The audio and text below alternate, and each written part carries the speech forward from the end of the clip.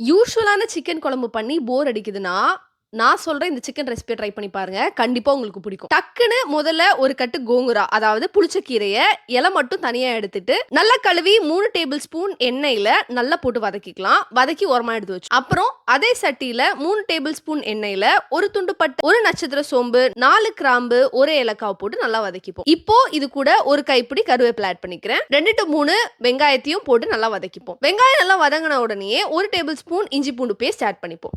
எல்லாத்தையும் சேர்த்து நல்லா வதக்கிப்போம். இப்போ ஒரு 4 to 5 மிளகாவை ஆட் பண்ணிக்கிறேன். அடுத்தது தக்காளி. இப்போ நான் வந்து 3 to 4 தக்காளி ஆட் பண்ணிக்கிறேன்.